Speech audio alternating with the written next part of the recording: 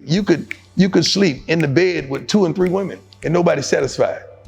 You got 100 suits, you can't cover up the pain. You got 300, 400, 500 pairs of shoes, you can't take a step in the right direction.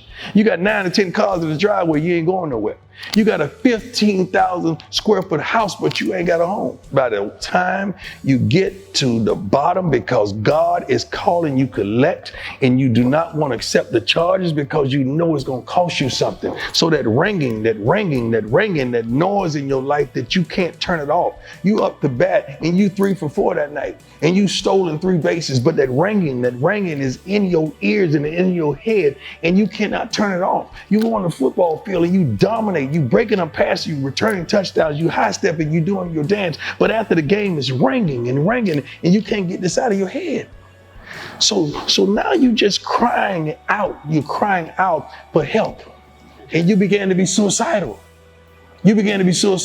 So you sitting on the bench with the Cincinnati Reds, and you 3 for 4, few stolen bases, and you take a bottle of pills right in front of all your teammates. That's your cry for help, because you can't cry. You know why? I'm the man. How can the man cry for help? We all told our sons, back in the day, you don't cry. You ain't soft. You ain't no sissy. You don't cry. You don't tell nobody your problems. You internalize them. You man up. So That's how we grew up. If you're there, what's the word of hope that changes that? The word of hope is sooner or later, you're going to have to surrender. You're going to have to surrender. Because you may not see it now. You may not know it now. But life is so much better if you just surrender. Why you fight the fight that's already fixed? Surrender. I didn't really know what that meant when I see people on television come out. You know, the old Western, they came with their hands up. They're surrendering. They say, you got me. You got me. I'm not fighting no more. You got me. Don't shoot. You got me. And that's how I went to God.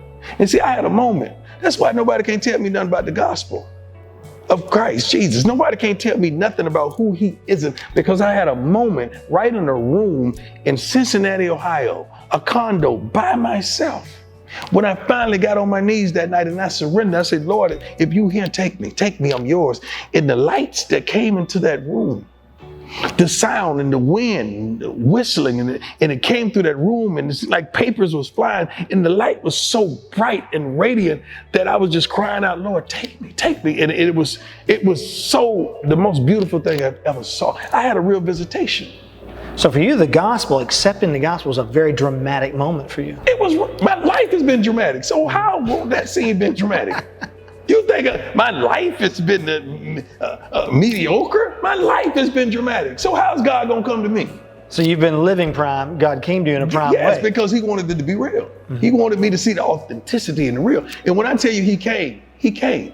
God has always spoken to me. And I always knew it was him.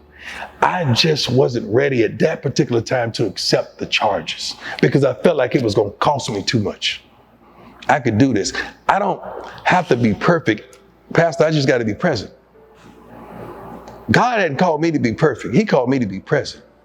God hadn't called me to the pulpit. He called me to the street. God ain't called me to the altar. He called me to the field. My ministry is everywhere I am. It's not just isolated in this place. It's everywhere I go.